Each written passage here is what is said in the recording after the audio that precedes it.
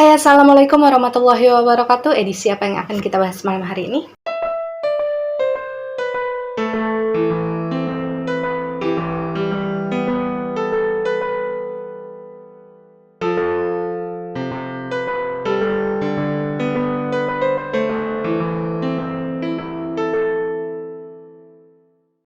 Ya, malam hari ini kita akan masuk lagi ke dalam edisi Dongeng Malam, dan kisah kali ini yang sama-sama akan kita dengarkan adalah cerita dari sosok entitas bernama Man. Dan sebelum memulai, disclaimer dulu untuk kalian yang mungkin baru pertama kali menonton channel YouTube ini, bahwasanya edisi Dongeng Malam adalah edisi di mana kita akan sama-sama mendengarkan cerita dari para entitas yang dulunya pernah hidup melalui residual memory mereka. Mengenai nantinya kalian akan percaya atau tidak dengan cerita tersebut, itu sudah menjadi hak kalian. Yang terpenting adalah bagaimana bisa kita saling menghargai dan juga bisa saling menebarkan energi yang positif. Dan ya, kisah Man ini adalah kisah terakhir dari trilogi cerita antara Pak Anjun, Nani, dan juga Man. Dan mungkin buat kalian yang sebelumnya belum sempat menonton kisahnya Pak Anjun dan juga Nani yang sudah saya upload sebelum cerita Man ini, ada lebih baiknya kalian menonton kisah mereka terlebih dahulu agar kalian bisa merasa lebih jelas runutan kejadiannya seperti apa. Karena memang pada dasarnya cerita mereka bertiga ini berkaitan satu sama lain. Dan yang seperti saya jelaskan di postingan saya sebelumnya, ketika cerita mereka bertiga ini belum saya upload ke YouTube, bahwasanya Man itu bukan nama asli dari si Man. Jadi Man ini adalah nama yang saya ambil ketika saya mendapatkan gambaran sederhana dari residual memorinya si Nani dan juga Pak Anjun.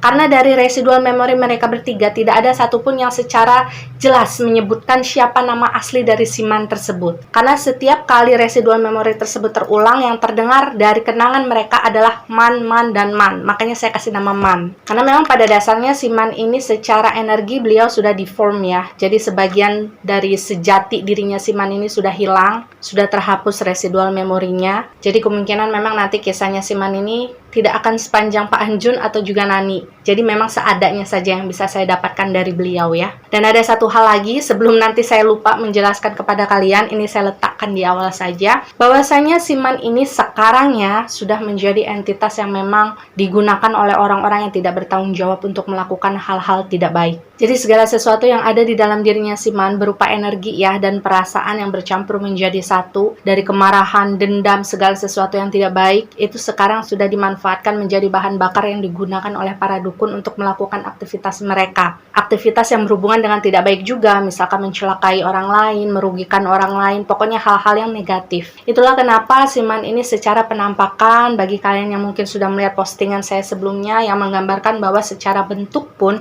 si Man ini sudah tidak berwujud normal seperti manusia. Jadi meskipun memang di dalam diri saya sendiri sebenarnya ada ketidaknyamanan ya untuk membahas kembali cerita tentang Man ini, tapi demi untuk kelengkapan cerita untuk kalian semua, supaya kalian bisa memahami puzzle ini secara lengkap, ya sudahlah, biarkan saya mengorbankan perasaan itu demi kalian semua, dan saya harap kalian bisa enjoy menikmati cerita trilogi dari mereka bertiga ini. Agak berbeda dari Pak Anjun dan juga si Nani ya, lain kehidupan terakhirnya si Man ini sekitar tahun 70-an, karena memang jarak meninggalnya si Man dengan jarak meninggalnya si Pak Anjun dan si Nani ini cukup agak jauh. Secara garis besar yang bisa saya ceritakan tentang diri Man adalah Man ini seorang laki-laki yang semenjak kecilnya dia memang sudah terbiasa hidup dengan keras gitu di dalam lingkungannya. Karena dulu memang Man ini dilahirkan dari seorang ibu yang bekerja sebagai wanita malam, yang kemudian tidak sengaja hamil.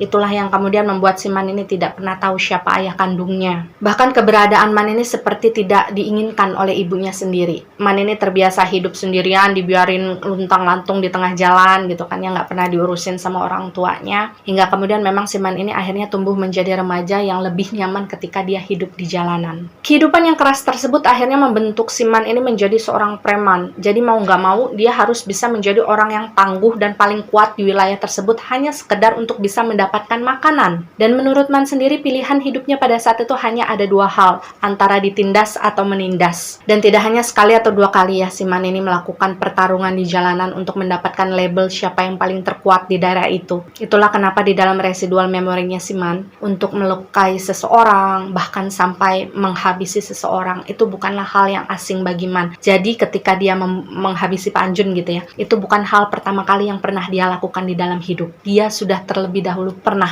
melakukan hal tersebut sama orang lain dalam usia yang jauh lebih muda. Hanya saja memang si Man ini tidak pernah mendapatkan hukuman atas apa yang dia lakukan. Saya juga juga nggak tahu penyebabnya apa, apakah karena Man ini terlalu jago untuk menghindar, atau karena pada saat itu memang hukum belum bisa diandalkan untuk menghakimi orang-orang seperti Man, dan saya rasa itu bukan ranahnya saya untuk membahas hal tersebut. Long to short, ketika si Man ini sudah semakin dewasa ya, dia akhirnya tinggal dan menetap cukup lama, bertahun-tahun lah, di sebuah wilayah di mana di dalam pasar tersebut ada toko kelontong milik Pak Anjun. Jadi waktu itu si Man ini ngontrak sekamar gitu, kalau zaman sekarang mungkin kayak kamar kos-kosan gitu, yang letaknya memang tidak terlalu jauh dari pasar tersebut. Dan di pasar tersebut si Man ini memang dikenal sebagai pemimpin preman, karena memang dia yang paling senior di sana. Dan kekuasaan yang dimiliki Man oleh saat itu memang cukup besar ya, bisa dikatakan gini loh, dia bisa dengan mudah mengatur siapa saja yang bisa berjualan di dalam pasar itu dan siapa yang tidak. Dan tidak ada preman lain yang boleh mengambil pungutan-pungutan liar atau memalak uang-uang pedagang kaki lima yang ada di sana, kecuali tanpa persetujuannya si Man. Tapi Man bilang memang pada saat itu dia nggak berani macam-macam sama pedagang yang udah memiliki toko besar. Misalkan kayak Pak Anjun nih, dia nggak berani. Karena kata Man, biasanya toko-toko yang sudah memiliki usaha besar seperti itu, mereka jauh lebih berani untuk memanggil polisi, atau ya punya backingan yang lebih besar lah daripada kekuatannya si Man. Jadi waktu itu si Man ini memang cuma bisa macam-macamnya sama pedagang-pedagang kecil aja yang ada di pinggir-pinggir jalan pasar. Dan waktu itu selain menjadi seorang preman, kehidupan si Man ini memang luntang-lantung ya. Dia nggak punya kerjaan tetap sama sekali. Jadi untuk memenuhi kehidupan sehari-harinya, kayak untuk makan, kayak untuk ngerokok, kayak untuk beli alkohol, bahkan sampai untuk membayar biaya kontrakannya, itu betul-betul murni dia dapatkan dari hasil uang dia minta-minta sama pedagang kaki lima yang ada di pasar, dengan dalih sebagai uang keamanan. Dan karena memang sudah lama hidup di pasar tersebut, hampir setiap hari si Man nongkrong di sana dari pagi sampai malam kan, otomatis si Man ini tentu tahu siapa sosok Pak Anjun dan juga si Nani. Bahkan si Man ini bisa dibilang menyaksikan secara langsung bagaimana proses Nani ini ketika dia masih anak-anak, kemudian tumbuh menjadi seorang remaja. Tapi pada saat itu Man bilang dia memang nggak pernah berani untuk berpikiran macam-macam sama Pak Anjun.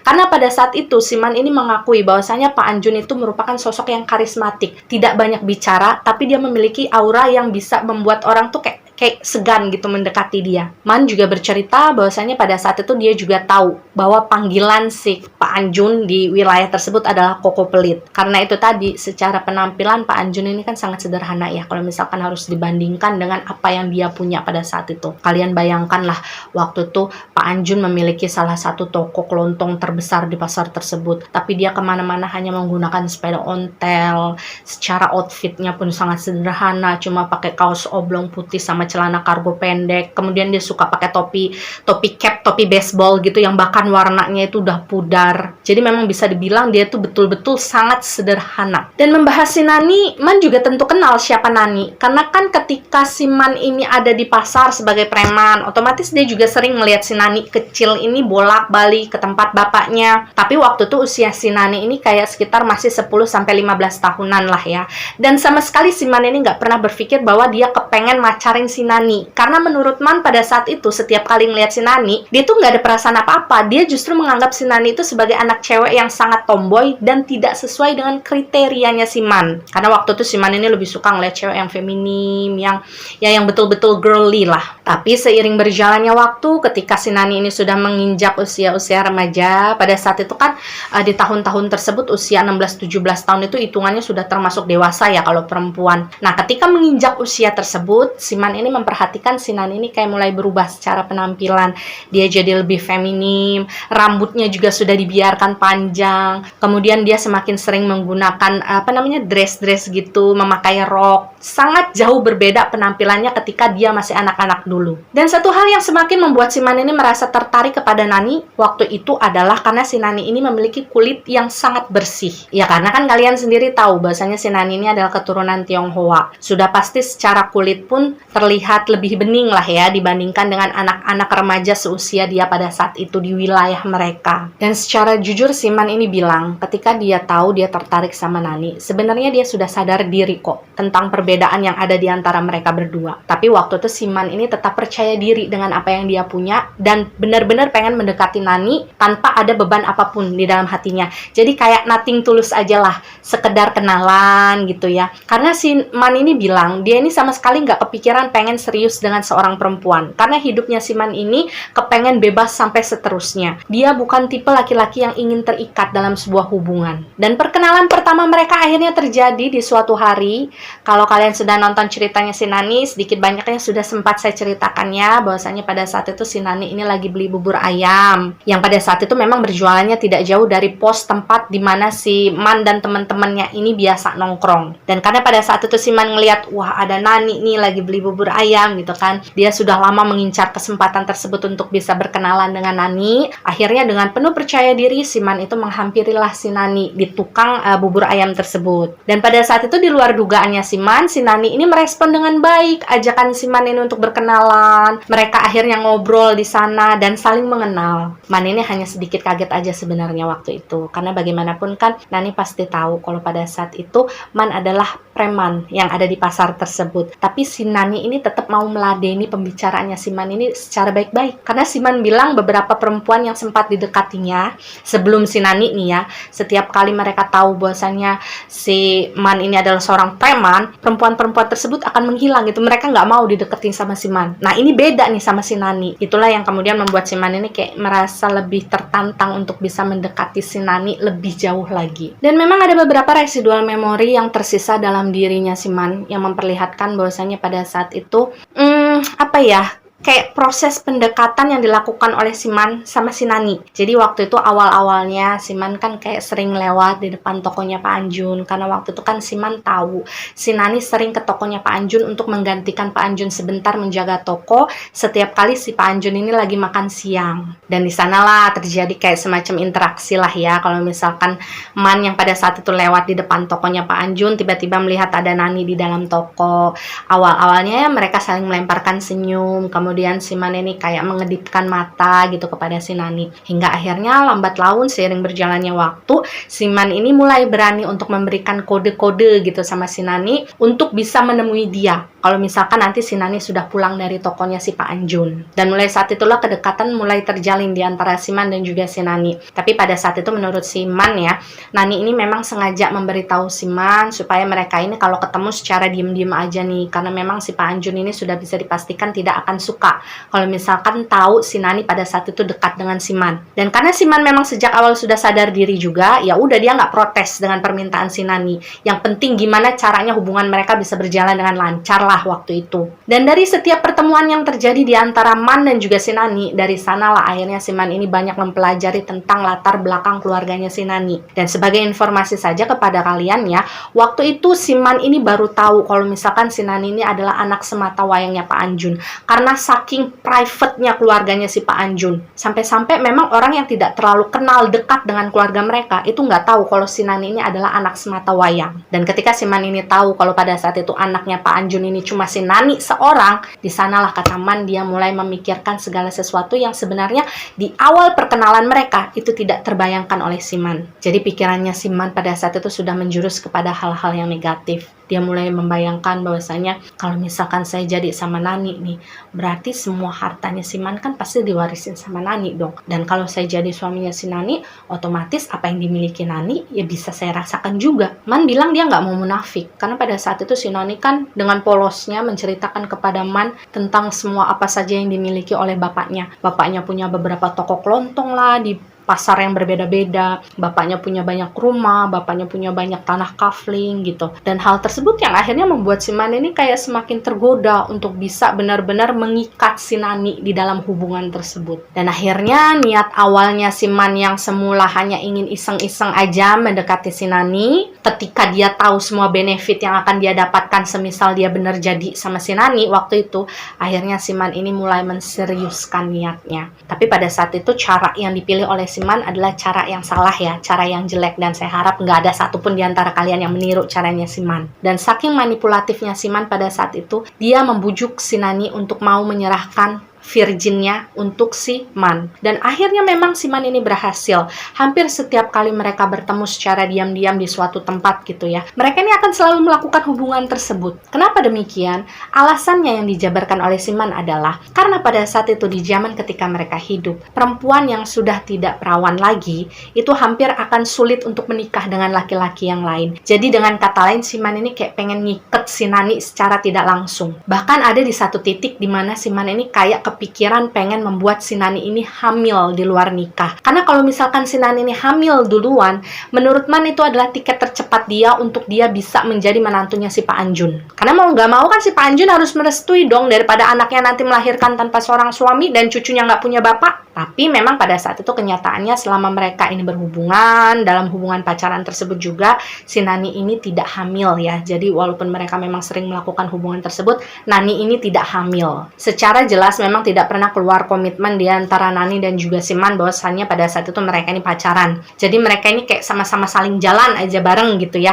Dan memang karena sudah terlalu bebas hubungan mereka pada saat itu, akhirnya si Man dan si Nani ini memutuskan untuk serius dalam hubungan mereka. Dan dalam proses keseriusan hubungan di antara mereka tersebut, si Man ini benar-benar memanfaatkan si Nani dalam segala hal, utamanya dalam hal keuangan. Jadi pada saat itu si Nani ini benar-benar dicecer sama si Man untuk terus-menerus ngasih dia uang sebagai biaya hidup dia sehari-hari. Jadi dengan segala manipulatifnya si Man ya, dia berusaha untuk merayu si Nani supaya nggak putus mengirimkan dia duit, dengan alasan pada saat itu dia nggak punya kerjaan, sementara dia butuh makan, dia butuh rokok, segala macem gitu. Dan waktu itu karena memang si Nani ini bisa dibilang baru pertama kali punya pacar ya, jadi dia tuh bucin banget sama si Man. Dia kayak dibutakan dengan keadaan, gak bisa membedakan mana yang salah, mana yang benar. Pada akhirnya dia terus-menerus menuruti keinginannya si Man. Jadi bisa dibilang pada saat itu segala sesuatu yang ada di dalam kehidupannya si Man itu memang betul-betul sudah dibiayai oleh si Nani. Dan ada satu momen yang sebenarnya agak nyambung dengan cerita yang sempat saya ceritakan di point of view-nya si Nani ya. Ada satu kejadian yang waktu itu membuat si Nani ini sempat kabur dari rumahnya dan menginap di kontrakannya si Man selama 2 hari ya kalau nggak salah waktu itu. Nah selama 2 hari tersebut, karena mereka yang namanya laki-laki dan perempuan di dalam satu kamar gitu kan, dan rupanya si Man ini tidak melaporkan kejadian tersebut kepada si pemilik kontrakan. Akhirnya waktu itu pemilik kontrakan ini mendapatkan kabar dari nggak tahu siapa yang mengatakan bahwasannya si Man ini bawa perempuan ke kamar kontrakannya. Dilabraklah akhirnya kan sama si pemilik kontrakan waktu itu.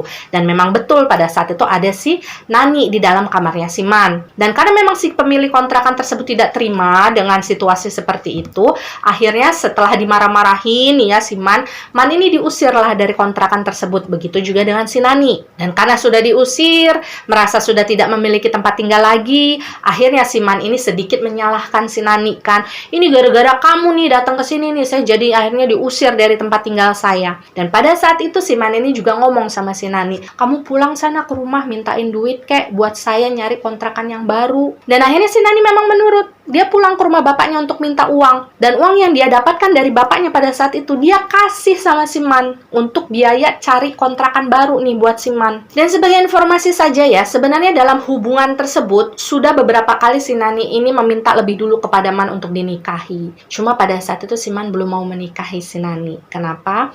Karena Man tahu kalau selama ini Pak Anjun itu belum memberikan restu kepada hubungan dia dan juga si Nani. Karena kan si Nani ini pasti cerita dong sama si Man kalau misalkan dia ini lagi berantem sama bapaknya, gara-gara bapaknya nggak setuju kalau misalkan mereka ini dekat. Bahkan Pak Anjun juga sempat mengancam bahwa pada saat itu si Nani ini akan dilupakan sebagai seorang anak kalau misalkan lebih memilih untuk menikah dengan si Man. Jadi pada saat itu si Man ini berpikir, lah kalau misalkan Pak Anjun nggak ngerestuin pernikahan saya sama si Nani, nantinya harta warisannya si Pak Anjun nggak dikasih ke Nani dong, gara-gara si Pak Anjun kan marah sama si Nani. Jadilah pada saat itu si Man ini menghindar. Jadi kayak, nggak lah saya belum mau menikahi kamu kalau misalkan kita belum direstuin sama bapak kamu. Jadi kayak seolah-olah si Man ini menunjukkan bahwasanya dia kepengen mendapat restunya si Pak Anjun gitu ya. Padahal di dalam hatinya tujuan dia itu bukan itu, melainkan dia kepengen memastikan aja kalau misalkan mereka ini menikah dalam satu restu, kemudian nanti suatu hari Pak Anjun meninggal, ya hartanya si Pak Anjun itu akan dikasihkan kepada si Nani. Jadilah pada saat itu si Man ini terus berusaha untuk membujuk si Nani,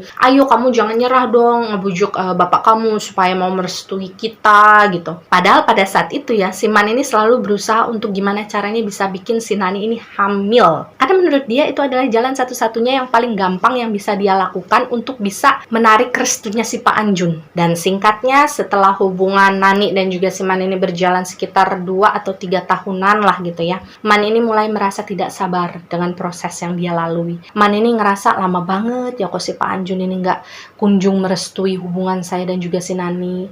Ini juga si Nani kok lama banget nggak bisa ngebujuk bapaknya supaya mau menerima saya sebagai menantu dia. Nah waktu itu akhirnya si Man ini mengambil keputusan untuk benar-benar mempressure si Nani supaya mau bilang sama bapaknya, kayak sedikit maksa lah ya, bahwa pada saat itu Nani kepengen menikah sama si Man. Bahkan pada saat itu si Man ini sampai mengancam si Nani ya, saya nggak mau menikahi kamu kalau misalkan Pak Anjun nggak mau merestui kita. Dan alasan yang diberikan oleh Man pada saat itu kepada si Nani adalah, ya kalau misalkan kita pengen menikah dan kita pengen hidup dengan nyaman dalam pernikahan kita perlu harta kamu, kita perlu uang dari Pak Anjun. Dan kalau misalkan nanti Pak Anjun nggak merestui pernikahan kita nggak akan bisa dapat apa-apa dong Nani. Dan waktu itu seperti kerbau yang dicucuk hidungnya, Nani pun menurut. Bahkan si Nani ini kayak ngerasa sedih ketika si Man ini sedikit mengancam dia, hubungan mereka akan putus gitu ya kalau misalkan si Nani ini nggak bisa menuruti keinginannya si Man pada saat itu. Dan yang kalian harus tahu adalah ketika kemudian si Nani ini pergi ke rumah bapaknya untuk menceritakan rencana pernikahan dia dan juga si Man, pada saat itu si Nani ini baru aja kabur beberapa hari. Dia keluar dari rumahnya Pak Anjun dan menginap di kontrakan barunya si Man. Jadi memang waktu itu secara tinggal pun si Nani ini kayak udah nggak tinggal lagi di rumah bapaknya gitu. Dia udah lebih sering tinggal sama si Man. Dan pada hari itu sebenarnya si Man ini ikut mengantarkan kepergiannya si Nani ke rumah Pak Anjun ya. Cuma memang waktu itu si Man ini membiarkan Nani ini masuk sendirian ke dalam rumahnya Pak Anjun. Sementara si Man pada saat itu menunggu di luar. Jadi dia kayak duduk di salah satu bangku yang ada di halaman depan rumahnya Pak Anjun sambil ngerokok. Dan alasan Man pada saat itu tidak ikut masuk adalah karena dia takut terpancing emosi kalau misalkan nantinya dia mendengarkan kalimat-kalimat yang tidak enak yang mungkin akan diucapkan oleh Pak Anjun. Namanya juga kan orang yang lagi emosi, nanti takutnya nggak bisa ngontrol segala macam kan. Itulah kemudian yang membuat si Man ini memutuskan untuk menunggu di luar saja. Man sama sekali tidak tahu apa yang dibicarakan oleh si Nani dan Pak Anjun di dalam rumah. Tapi sekitar setengah jam kemudian si Man ini dipanggil oleh Nani yang mendadak muncul dari balik pintu utama. Jadi si Man ini dipanggil sama si Nani, disuruh ikut masuk ke dalam. Dan karena waktu itu si Man ini posisinya dia buta dengan apa yang terjadi gitu kan. Dia kan nggak tahu apa nih yang baru saja dibicarakan oleh si Nani dan juga si Pak Anjun. Pada saat itu akhirnya si Man ini nurut lah. Karena dia takutnya si Nani ini memang lagi membutuhkan sokongan moral. Dan ketika kemudian si Man ini masuk, dia berhadapan secara langsung gitu ya sama Pak Anjun. Itu adalah kali pertama si Man ini melihat Pak Anjun secara dekat. Jadi kayak face to face gitu. Karena selama ini kan si Man hanya bisa melihat Pak Anjun ini dari kejauhan aja. Man belum sempat bicara apa-apa ketika kemudian si Pak Anjun ini langsung menyerang si Man dengan berbagai macam cacian makian dengan kata-kata kasar lah ya, yang pada intinya mengatakan bahwasanya si Man ini adalah pria yang selalu memanfaatkan si Nani dalam segi apapun, terutama dalam hal keuangan ya. Si Pak Anjun ini menyalahkan hubungan yang terjalin di antara mereka berdua, dan gara-gara hubungan tersebutlah si Nani ini kemudian melawan kepada orang tuanya. Bahkan pada saat itu Pak Anjun juga mengomentari penampilan si Man yang dianggap sangat urakan, yang persis kayak orang gila gitu bahasanya. Dan Man tidak bisa memungkiri bahwasanya kalimat-kalimat yang dilontarkan oleh Pak Anjun pada saat itu membuat dia merasa sangat sakit hati. Padahal selama ini si Man ini kayak berusaha untuk selalu respect gitu terhadap sosok si Pak Anjun. Memang ada beberapa momen ketika si Pak Anjun ini kayak lagi pengen bicara sama si Nani, tapi si Man ini selalu menghalangi dengan cara dia yang menjawab lebih dahulu. Dan menurut si Man pada saat itu sebenarnya dia ini cuma pengen ngebantu Nani ngejawab aja gitu. Karena pada saat itu si Man ini ngeliat Nani posisinya udah diem aja kayak ketakutan untuk menjawab lebih banyak. Tapi memang kalau melalui point of view-nya si Pak Anjun pada saat itu, apa yang dilakukan oleh Man yang terus-menerus menjawab pertanyaan Pak Anjun yang sebenarnya ditujukan kepada si Nani, itu justru membuat si Pak Anjun tuh ngerasa semakin kesel kan sama si Man. Dan pada saat itu Pak Anjun juga sempat mengeluarkan statement yang mengatakan bahwasanya dia tidak akan lagi menganggap si Nani ini sebagai anak. Kalau misalkan Man dan juga si Nani ini bersikeras untuk menikah tanpa persetujuan beliau. Bahkan Pak Anjun juga bilang kalau dia tidak akan menyerahkan hartanya sedikit pun kepada Nani sebagai ahli waris. Ya karena dia marah tadi ya. Dan Pak Anjun lebih memilih untuk memberikan seluruh hartanya nanti kepada orang yang lebih membutuhkan ketika dia sudah meninggal dunia. Dan jujur yang bisa saya rasakan adalah karena ucapan tersebutlah itu kayak men-trigger hatinya si Man ini untuk berpikiran yang macam-macam. Karena waktu itu si Man langsung kepikir gini loh, kalau misalkan disumbangkan kepada orang yang lebih membutuhkan, berarti kalau saya menikahi si Nani, saya nggak akan dapat apa-apa juga dong. Dan pada saat itu akhirnya si Nani dan juga si Man ini diusir lah dari rumahnya Pak Anjun. Mereka berdua didorong oleh Pak Anjun sampai keluar dari rumah. Akhirnya memang si Man dan juga si Nani ini harus pergi dari rumahnya Pak Anjun, dan memang tidak ada tempat lain yang bisa mereka tuju pada saat itu kecuali kontrakannya si Man ya. Dan Man memang mengakui ketika mereka ini dalam perjalanan pulang, itu isi kepalanya itu dipenuhi dengan kemarahan yang luar biasa. Saking marahnya dia sampai bingung gimana cara mengeluarkan kemarahan tersebut satu persatu dari dalam hatinya. Pun ketika mereka sudah sampai di kontrakan, si Nani ini yang ikut juga kan ya ke kontrakan tersebut, gak berani ngajak si Man bicara. Karena memang pada saat itu si Man ini kayak berusaha untuk menghindari siapapun. Jadi ketika sudah sampai di kontrakan, si Nani ini kan istirahat di dalam kamar, sementara si Man ini pergi dia ke halaman belakang kontrakannya untuk meminum beberapa botol bir dan memikirkan rencana selanjutnya. Dan menjelang sore harinya lah, akhirnya si Man ini memutuskan untuk melakukan sebuah rencana yang bisa dibilang itu adalah rencana tergila di dalam hidupnya dia. Awalnya si Man ini bilang dia tidak ingin memberitahu rencana tersebut kepada si Nani, rencana untuk menghabisi Pak Anjun gitu kan. Karena si Man ini khawatirnya Nani nggak setuju dengan rencana tersebut dan malah nantinya mengacaukan rencana tersebut. Cuma setelah dipikir-pikir lagi, si Man ini merasa dia bisa kok mengendalikan si Nani. Dia bisa membujuk si Nani sedemikian rupa sampai akhirnya nanti Nani ini kemungkinan besar bisa menyetujui rencana itu. Karena bagaimanapun si Man ini membutuhkan si Nani. Karena si Nani ini adalah satu-satunya orang selain Pak Anjun yang memang mengetahui benar di mana letak-letak si Pak Anjun ini menyimpan berbagai macam harta bendanya pada saat itu. Di antaranya kayak uang cash, kayak perhiasan gitu. Karena memang si Nani ini sesekali dua kali itu sempat cerita lah sama si Man kalau misalkan Pak Anjun ini sering menyimpan hartanya di dalam kamar. Dan akhirnya pada saat itu sambil memasang wajah memelas gitu ya, dia kayak playing victim gitu di hadapannya si Nani. Dia mengungkapkan rasa sakit hatinya kan ya setelah dia dihina, dicaci maki oleh Pak Anjun gitu. Padahal kan saya cinta banget sama kamu Nan, padahal kan saya tulus banget ingin menikahi kamu. Padahal niat saya sebenarnya baik, saya ingin menikahi kamu dengan restu bapak kamu. Tapi lihatlah bapak kamu justru menghina saya seperti itu di hadapan kamu. Saya sakit hati Nan. Apakah kamu nggak sakit hati melihat saya diginiin sama bapak kamu? Pokoknya berbagai macam kalimat lah ya yang diucapkan oleh si Man pada saat itu, yang pada akhirnya membuat si Nani waktu itu luluh. Dan ada satu hal yang selalu Man tekankan kepada si Nani waktu itu ya, untuk mempengaruhi si Nani ini secara psikologisnya. Waktu itu si Man bilang seperti ini, apapun yang dimiliki oleh bapak kamu itu adalah hak kamu Nan.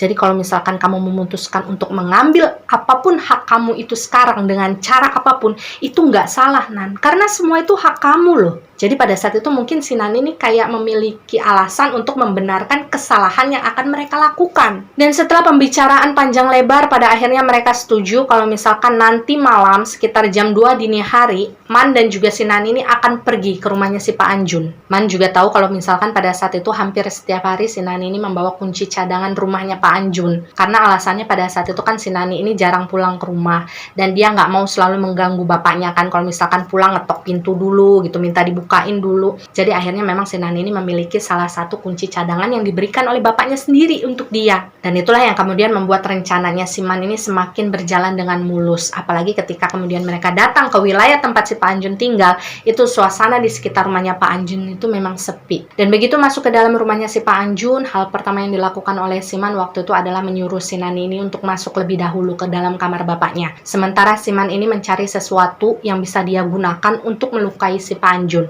Jadi memang sejak awal si Man ini sudah memiliki niat untuk melukai si Pak Anjun ya. Dan kata Man, sebenarnya ketika dia berjalan menuju dapur, ada beberapa benda yang waktu itu sempat dia pertimbangkan sebagai alat untuk menghabisi Pak Anjun. Jadi waktu itu ada 3 hal yang dia lihat. Di dalam dapur tersebut ada linggis, ada cangkul, dan ada pisau. Dan ketiga barang tersebut sempat dia pegang sambil dia mikir, ini misalkan kalau saya milih cangkul kira-kira nanti Pak Anjun diapain ya? Kalau misalkan saya milih linggis nanti Pak Anjun diapain ya? Begitu juga ketika dia melihat pisau. Tapi ketika si Man ini kemudian mempertimbangkan di antara ketiganya, akhirnya memang si Man ini lebih memilih untuk memakai pisau dapur yang waktu itu ukurannya besar. Jadi yang biasa untuk digunakan untuk memotong daging. Karena pada saat itu menurut si Man, pisau ini akan jauh lebih praktis dan gampang untuk menghabisi seseorang. Karena dia kan bentuknya kecil, dan nggak terlalu berat untuk digunakan. Dan setelah memilih pisau tersebut, akhirnya si Man ini berjalan lagi lah ke ruangan tengah. Kemudian dia melihat ada si Nani masih berdiri di depan pintu kamar bapaknya. Jadi waktu itu si Nani memang belum berani untuk masuk ke dalam kamar bapaknya sendirian. Dan ketika si Man ini datang menghampiri si Nani, dia ini sempat menggenggam tangannya si Nani sebentar, lalu mengecup keningnya si Nani. Ibaratnya kayak memberikan sugesti kepada Nani waktu itu supaya si Nani ini nggak ngerasa takut dan nggak merasa ragu dengan rencananya mereka. Dan setelah melakukan hal tersebut, dengan satu dobrakan dari si Man, akhirnya pintu kamarnya Pak Anjun ini terbuka. Dan ketika pintu kamar tersebut terbuka, hal pertama yang dilihat oleh si Man pada saat itu adalah posisi badannya Pak Anjun.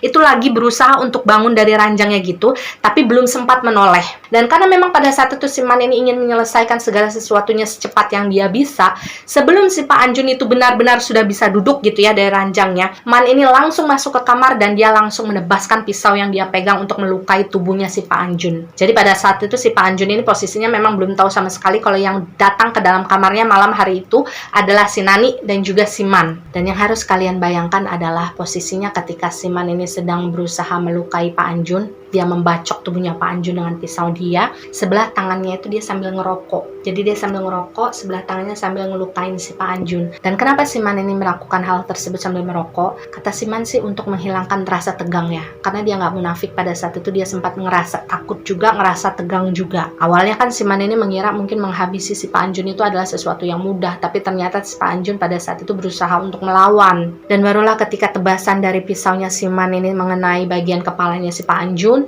waktu itu si Pak Anjun sudah tidak bisa lagi melawan. Beliau langsung tersungkur di lantai dalam kondisi yang memang sudah bersimbah darah. Dan pada saat itu posisinya si Pak Anjun ini memang sudah menggelepar gitu ya di lantai. Kemudian dia meminta tolong dengan sisa suaranya yang sudah parau. Dan pada saat itu si Man ini sempat sudah mengira bahwasanya Pak Anjun ini sudah meninggal dunia. Jadi waktu itu si Man ini menarik tangannya si Nani yang pada saat itu cuma diem aja di pojokan kamar. Maksudnya pada saat itu si Man ini pengen cepet-cepet nyuruh si Nani ini ngambil di mana barang berharganya si Pak Anjun ini disimpan, karena dia pengen cepet-cepet pergi dari tempat itu. Dan memang tanpa diduga ketika si Nani ini kemudian berjalan ke arah lemari pakaiannya si Pak Anjun yang pada saat itu cukup lebar ya, si Nani berusaha untuk membuka lemari tersebut.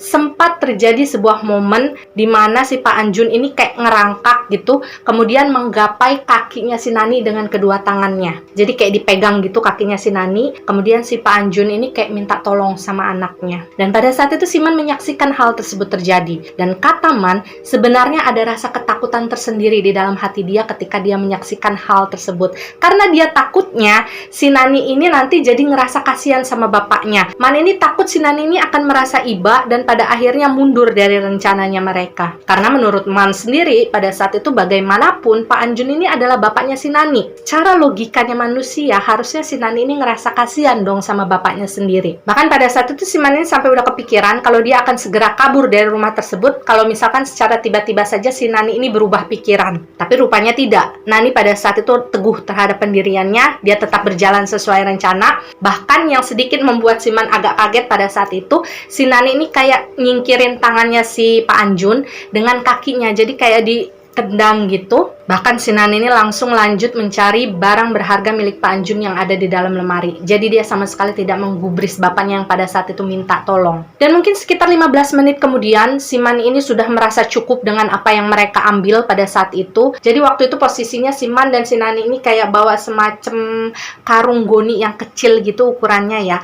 Nah di dalam karung tersebut kemudian diisi perhiasan dari almarhumah ibunya si Nani yang disimpan sama si Pak Anjun gitu kan. Kemudian ada uang cashnya Pak Anjun, hasil penjualan segala macam dari toko kelontongnya. Nah itu dimasukin semua ke dalam karung tersebut. Dan ketika si Man merasa ya udahlah ini udah banyak juga gitu kan, karena mereka nyari di sekitar dari lemari tersebut emang udah nggak ada apa-apa lagi. Akhirnya pada saat itu si Man ini mengajak si Nani ini untuk segera pergi dari sana. Dan ya memang pada saat itu akhirnya si Man dan Nani ini meninggalkan Pak Anjun begitu saja di dalam rumah tersebut sendirian dalam keadaan sekarat. Karena memang secara hatinya sendiri Man ini yakin tidak lama lagi Pak Anjun pasti akan meninggal dunia. Karena lukanya memang udah benar-benar parah waktu itu. Dan menurut Man memang pada saat itu dia langsung mengajak si Nani ini kabur keluar kota beda provinsi. Jadi mereka ini nggak kembali ke tempat kontrakan mereka yang lama. Jadi mereka betul-betul pergi tanpa membawa perbekalan apapun. bahkan pakaian. Dan ketika mereka sudah sampai di kota tempat di mana mereka ini kabur, di malam pertama Man dan si Nani ini nginep kayak semacam di masjid gitulah ya. Barulah keesokan harinya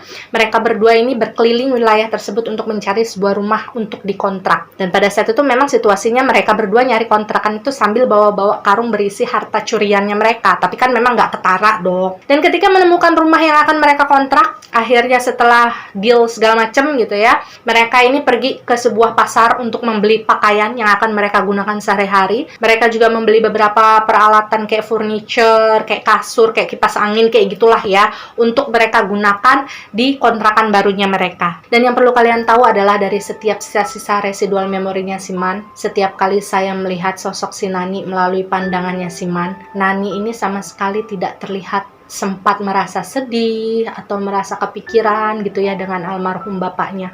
Padahal pada saat itu ya dia termasuk salah satu pelaku yang melukai dan juga menghabisi bapaknya dong. Meskipun memang waktu itu posisinya dia hanya melihat, tapi dia kan tidak melakukan apa-apa. Dan saya sendiri nggak mengerti di mana hati nuraninya si Nani pada saat itu, karena dia sama sekali tidak merasa kepikiran dengan bapaknya. Man bercerita ketika dia dan juga Nani tinggal di wilayah tersebut, di rumah kontrakan tersebut ya. Mereka ini bicara dengan kayak semacam aparat desa yang ada di sana lah ya, mungkin kayak semacam RT RW-nya. Mereka mengakunya pada saat itu adalah pasangan suami istri, meskipun memang si Man ini tidak bisa menunjukkan bukti buku pernikahan gitu, karena si Man ini beralasan pada saat itu dia menikah dengan si Nani ini secara siri, jadi kayak di bawah tangan lah. Dan entah bagaimana prosesnya, yang jelas waktu itu orang-orang yang ada di sekitar mereka percaya bahwa si Man dan si Nani ini adalah suami istri, makanya mereka bisa tinggal secara bebas di satu rumah, karena ya orang taunya mereka adalah suami istri yang sudah sah. Dan mungkin di antara kalian ada yang bertanya-tanya ya, kenapa setelah semua hal yang sudah mereka lalui, si Man ini tidak langsung menikahi si Nani sesuai dengan janjinya? Jawabannya sederhana.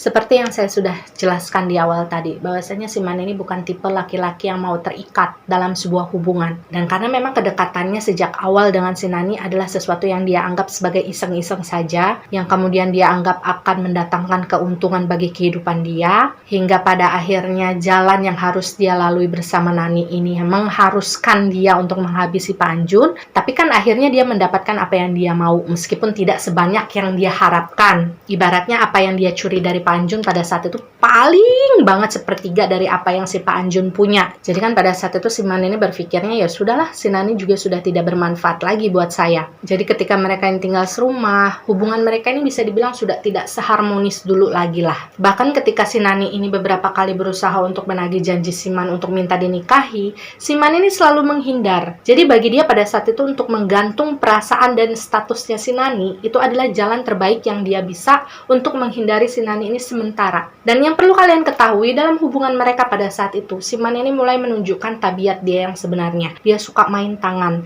dan waktu itu dia bilang dia memang sengaja sering mukulin si Nani kalau misalkan mereka lagi bertengkar atau lagi ada masalah. Itu sengaja si Man melakukan hal tersebut supaya si Nani ini benci sama si Man, kemudian Nani ini memutuskan untuk pergi dari kehidupannya si Man. Jadi dengan kata lain, si Man ini memang sengaja pengen membuat si Nani ini benci sama dia, kemudian pergi atas kemauan si Nani sendiri. Dan tanpa si Man ini duga bahwasanya meskipun si Nani ini udah sering dipukulin sama dia gitu kan, sering dimarahin, sering dibentak, pokoknya dikasarin lah selama berhubungan, Nani ini ternyata tetap memutuskan untuk bertahan bersama si Man. Dan karena hal tersebut, akhirnya si Man ini semakin tidak betah berada di rumah. Dan selama menjalani proses tersebut, si Man ini sama sekali tidak memiliki pekerjaan. Jadi dia betul-betul mengandalkan harta yang dia curi dari Pak Anjun untuk menjalani kehidupannya sehari-hari. Dan kebiasaan jeleknya si Man pada saat itu sama sekali tidak hilang, justru semakin parah. Dia jadi pemabuk, dia menjadi perokok berat, dia judi di sana dan di sini, dan dia jadi senang main perempuan. Dan kebiasaan Man yang suka keluar malam tersebutlah yang pada akhirnya mempertemukan si Man ini dengan seorang perempuan,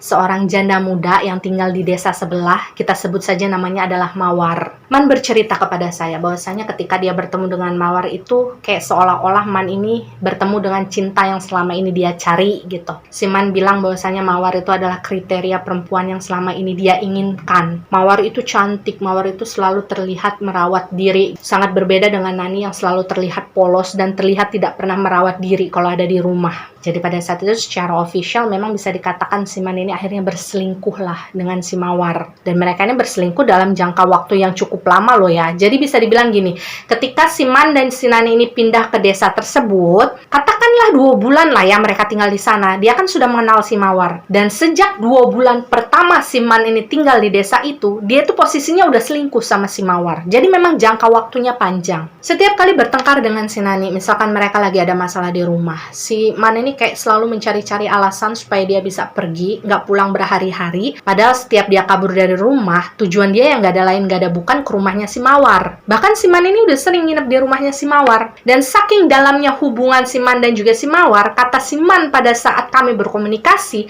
dia bahkan sudah memikirkan rencana dia pengen nikahin si Mawar. Dan pada saat itu si Man sama sekali tidak menyangka bahwasanya gerak-gerik dia selama ini ketika dia datang ke rumahnya si Mawar, ketika dia menginap dengan si Mawar, itu rupanya diperhatikan oleh tetangga mereka yang ada di sekitar rumahnya si Mawar. Man itu nggak kepikiran kalau misalkan pada saat itu ada tetangganya si Mawar yang rupanya juga mengenal si Nani. Meskipun pada saat itu posisinya desa mereka ini saling berseberangan gitulah ya. Dan perselingkuhan tersebut memang semakin menggila ya. Karena perselingkuhan itu si Man ini jadi malas pulang ke rumah. Karena setiap kali dia pulang ke rumah, dia akan selalu bertemu dengan Nani. Dan dia nggak suka dengan hal tersebut. Sebenarnya si Man ini bilang Nani bukanlah seorang perempuan yang buruk. Maksudnya gini, Nani adalah seorang perempuan yang nurut, selalu melakukan hal apapun yang diperintahkan oleh si Man.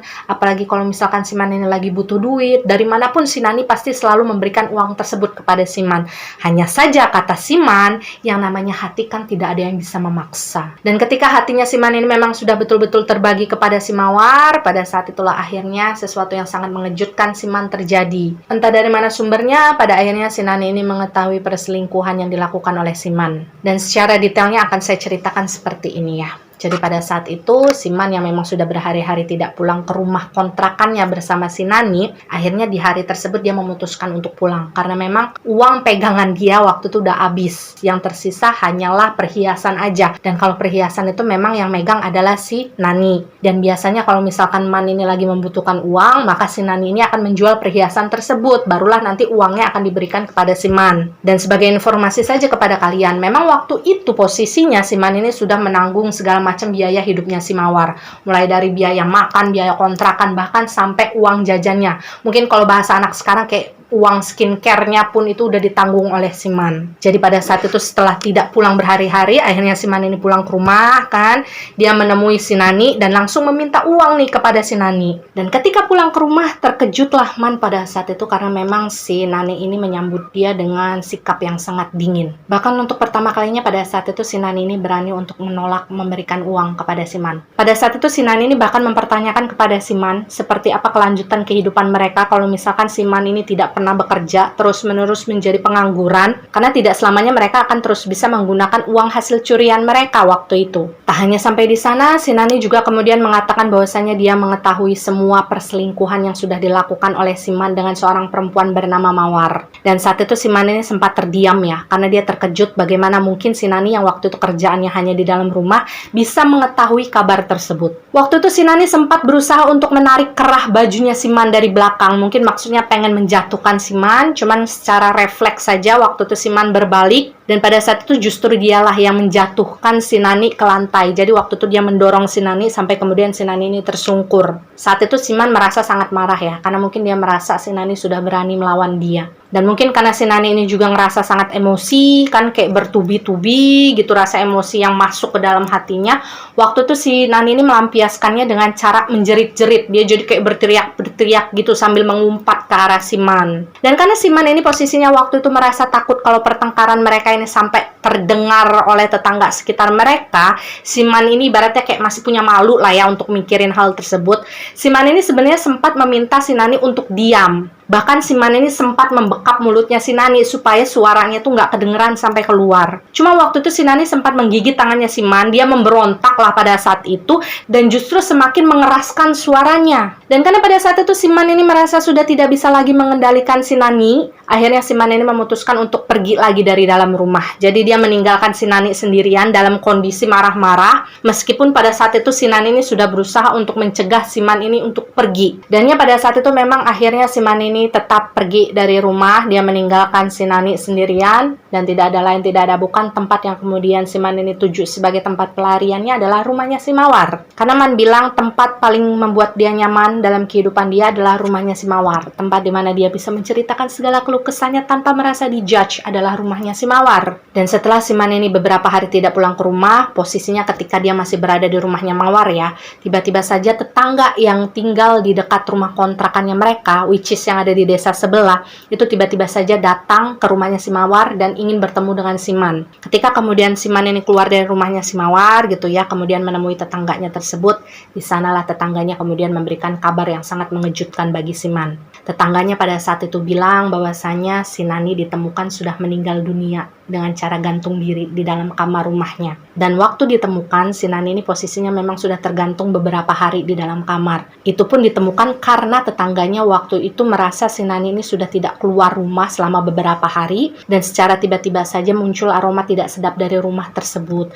Akhirnya ada beberapa tetangga yang berinisiatif untuk memeriksa keadaan si Nani, dan di sanalah akhirnya ditemukan bahwasanya si Nani ini sudah menggantung dirinya selama beberapa hari di dalam kamar. Jadi ketika ditemukan memang kondisi badannya si Nani pada saat itu sudah bengkak-bengkak ya, sudah agak rusak. Meskipun pada saat itu hubungan yang terjalin di antara Man dan juga si Nani sedang berjalan tidak baik, tapi si Man bilang dia sempat merasa shock juga ketika tahu Nani melakukan hal yang sangat nekat, yaitu mengakhiri hidupnya dengan cara menggantung diri. Tapi di luar keterkejutannya tersebut, dalam komunikasi kami, si Man ini tetap menyatakan diri bahwasanya dia tidak merasa bersalah dengan apa yang dilakukan oleh Nani.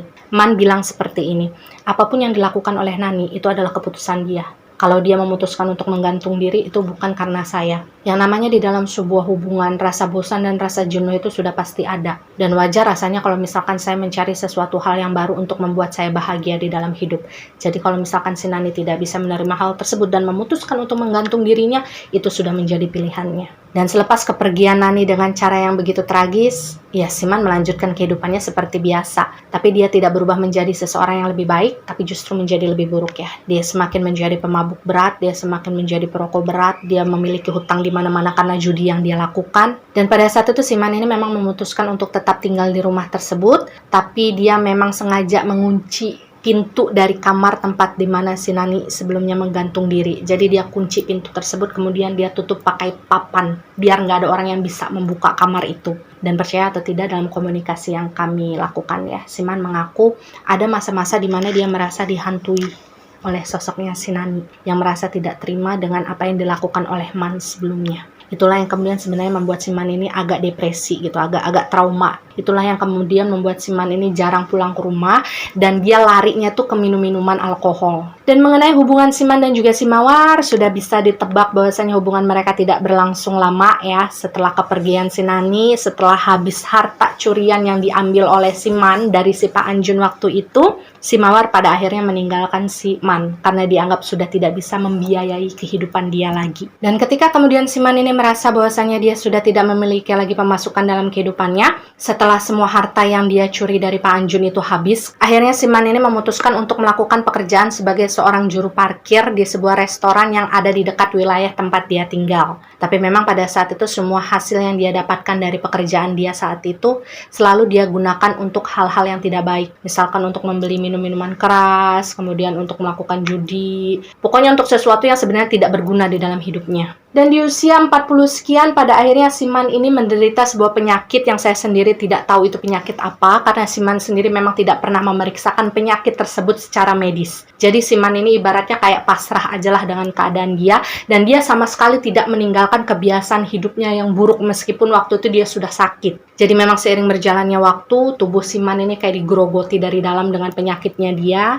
Dia semakin kurus, sering batuk-batukannya kalau misalkan dia ngeludah itu keluar darah. Dan kemudian pada akhirnya memang si Man ini meninggal secara mendadak di dalam tidurnya ketika usia dia ini sekitar 40 sekian lah. Dan kemungkinan besar penyebab meninggalnya si Man pada saat itu adalah komplikasi dari penyakit yang dia punya akibat gaya hidupnya yang betul-betul berantakan waktu itu. Dan ya, demikianlah keseluruhan dari kisah entitas bernama Man ini. Dengan berakhirnya cerita Man ini berarti berakhir juga dengan kisah triloginya si Pak Anjun, Nani, dan juga Man. Sebuah kisah yang sebetulnya ketika diulik itu sangat menghabiskan banyak sekali energi, dan saya berharap dari kisah mereka bertiga, kalian semua yang mendengarkan kisah-kisah mereka bisa mengambil banyak pelajaran untuk bisa kita gunakan di masa depan dalam kehidupan kita. Dan inti utama dari kisah mereka bertiga yang bisa saya ambil, yang bisa saya bagikan untuk kalian semua adalah kalau misalkan kita jatuh cinta ya nak ya, untuk kalian yang mungkin sampai sekarang belum menikah, yang sekarang ini mungkin kehidupannya masih bersama orang tua, ingat-ingat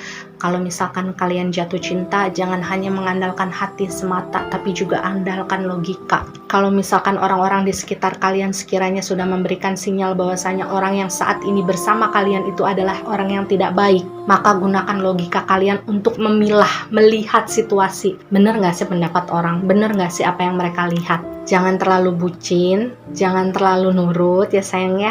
Apalagi kalau status kalian ini masih sekedar pacaran. Apapun masih bisa terjadi di masa depan. Dan jangan rusak diri kalian sebelum kepastian tersebut ada di tangan kalian, oke? Berhentilah ketika hati dan logikamu sudah meminta kamu untuk berhenti. Jangan dilanjutkan lagi. Karena sejatinya kita sebagai manusia tidak akan pernah tahu apa yang akan terjadi ke depan. Dan kita tidak akan pernah bisa memutar waktu lagi untuk mengembalikan semua hal-hal yang sudah terjadi dalam kehidupan kita. Selalu berdoa kepada Tuhan agar kita dilindungi dari orang-orang yang jahat di sekitar kita. Selalu berdoa kepada Tuhan bahwa kita akan dipertemukan dengan orang-orang yang membawa energi dan pengaruh yang positif terhadap kehidupan kita. Ya, percaya atau tidak itu adalah hak kalian sebagai penonton setia. Jika kalian percaya dengan cerita ini, maka jadikan cerita ini sebagai pembelajaran. Jika kalian tidak percaya dengan cerita ini, maka cukup jadikan cerita ini sebagai dongeng malam biasa. Terima kasih yang sudah nonton, terima kasih yang sudah subscribe. Jangan lupa di like, di komen, dan di share supaya teman-teman kalian bisa ikut menonton video ini. Wassalamualaikum warahmatullahi wabarakatuh. See you. Sampai jumpa di video berikutnya.